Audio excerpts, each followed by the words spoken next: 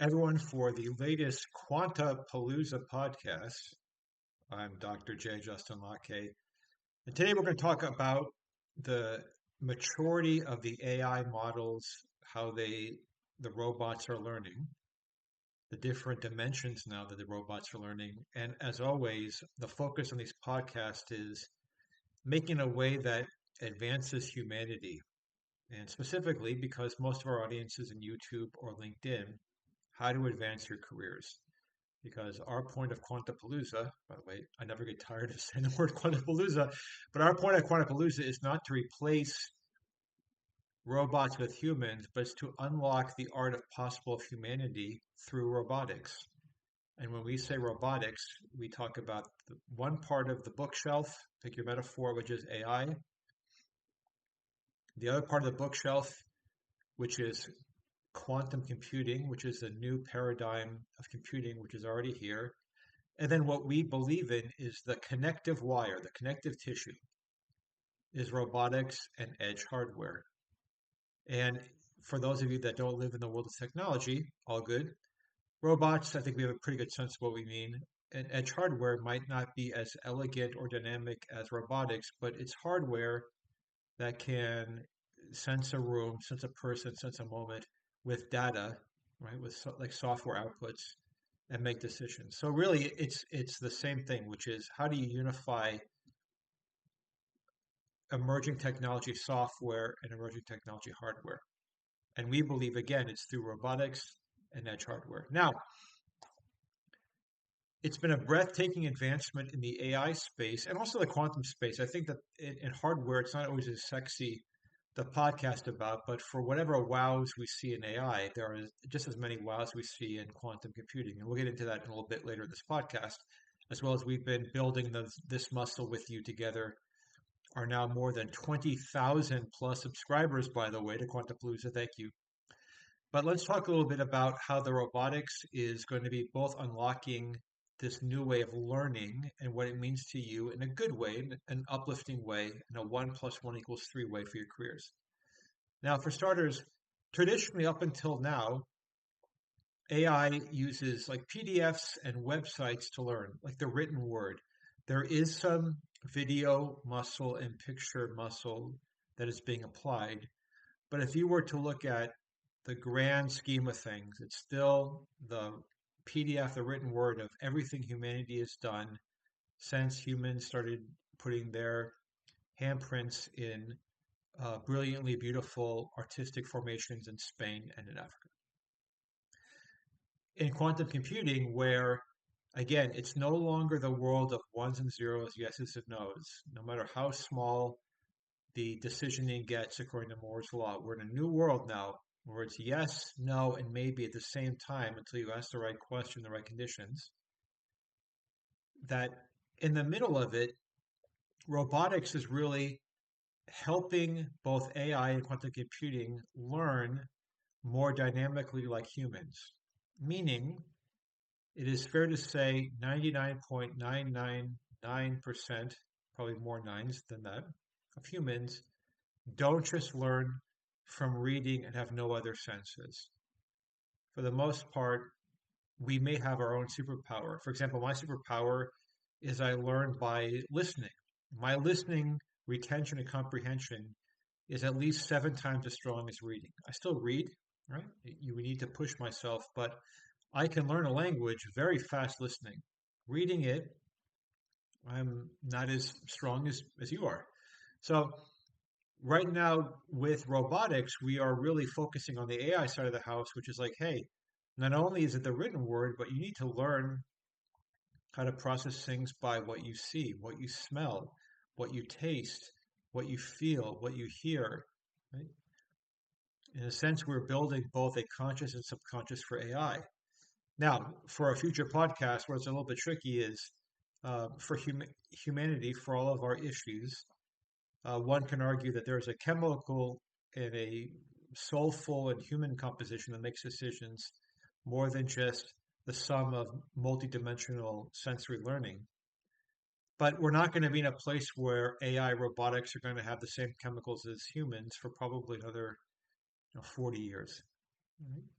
So Right now, what it means though is we're in a place where 1 year from now, AI through robotics will be starting to learn not just by the written word, but what they hear, what they see, what they touch, what they experience.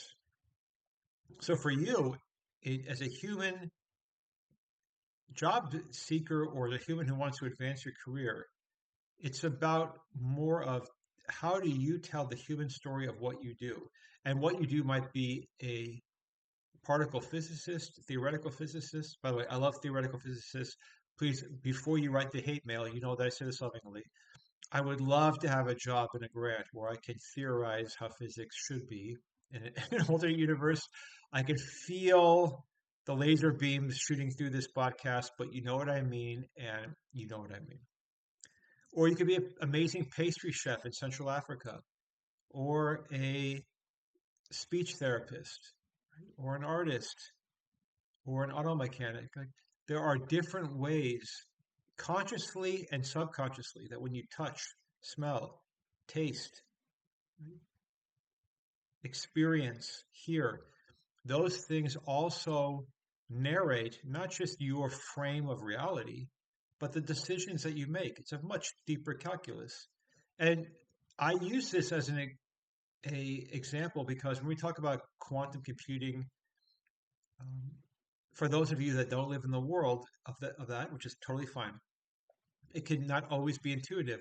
If you're like, well, hey, Dr. J, if it's yes, no, and maybe, that's just three different ways. It's not that big of a deal.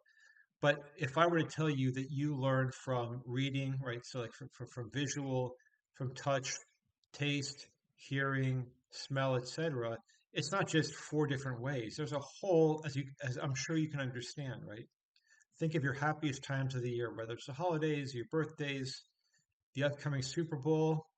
By the way, take Seattle Seahawks and the points.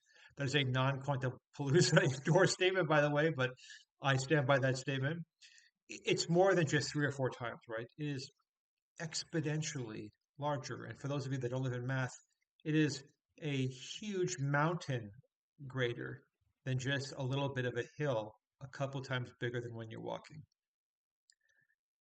And that's where AI is today, and that's where AI is growing. Now, it's doing this for a couple of reasons. Number one, you don't need to have a branded AI to experience AI, which is, I think that's, to me, beautiful and elegant. I'm a capitalist, but I do believe that working people should not be tied to a brand for their quantum computing or their AI.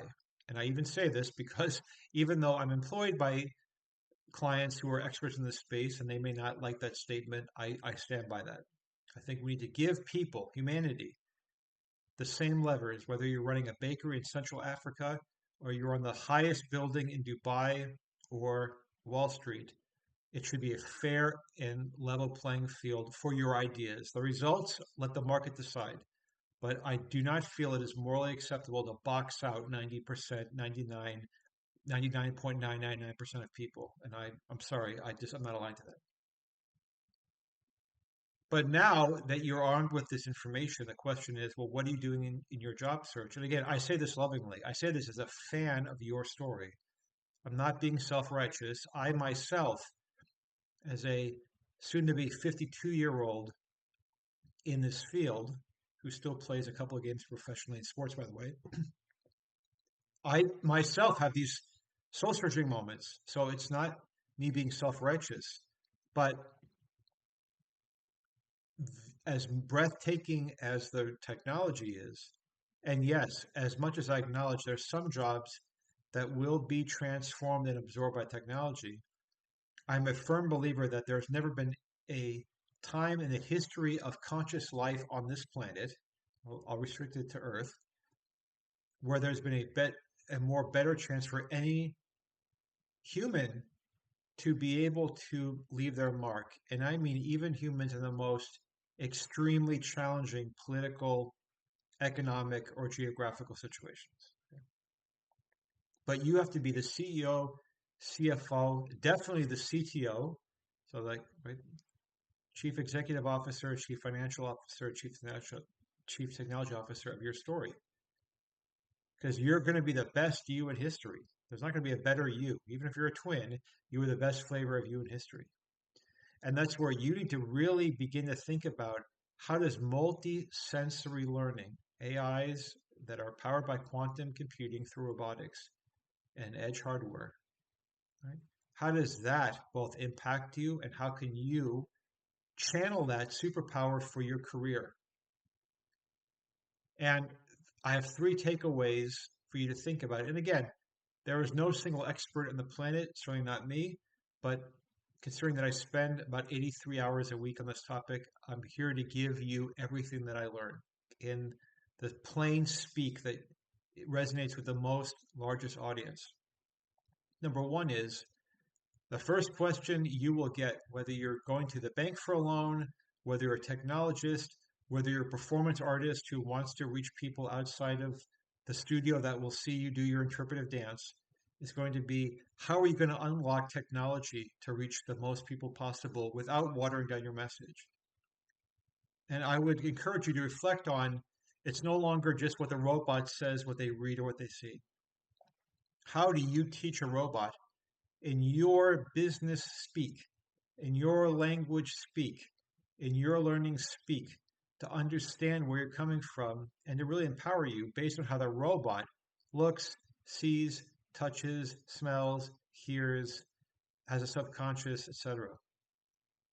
Because remember that these robots are getting more and more human, except they're missing the most human part of it. They're not chemicals in the brain that help both, like on a science and a spiritual level, make it really be conscious. Nor do robots currently have the reality of a limited lifespan.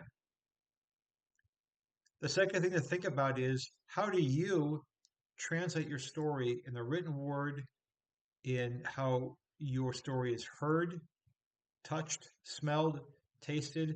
I know that this sounds a little bit out there, but if you really think about it, the one common fabric of technology in this decade is different and deeper layers of expressing the human condition. So you have to have an opinion, not be an expert, have an opinion, be ahead of the curve. The third is, and this is just the reality of capitalism, but if you look at the companies that fired 60, 70% of the people versus hiring people, it comes down to how profitable they are. And I'm not here to tell you how to think about economics. I myself am a capitalist. I try to be a capitalist with humanity, right? But the third part of this is how does your superpowers help companies, private, public, right, nonprofit, startups, conceptual, established, grow wealth within an ethical framework that you can stand by? And that's the third area. So to wrap this up, on behalf of everyone in the Quantapalooza family, which represents every continent, including, I am told, and I want to see myself, it's on my bucket list, where it's seasonally possible in Antarctica, and maybe 10 years from now from the moon and Mars. I really want, that's why I take vitamins and go to the gym. It's soon to be 52. I want to see these things personally. I want to be a part of these things in whatever way that I'm allowed to and where I am in my life's journey. We thank you. And our call to action to you is simply this. It's okay to not know the answers, but definitely value yourself, your story, your career, your superpowers enough by having the courage to ask the questions publicly. And if people are not receptive to your questions, my guess is that it's because they may not want to be the best support possible. And maybe you shouldn't care about what they say anymore. Until then, I'm Dr. J, Justin Locke. On behalf of the Quantapalooza family, go forth and put a dent in the universe. Thank you.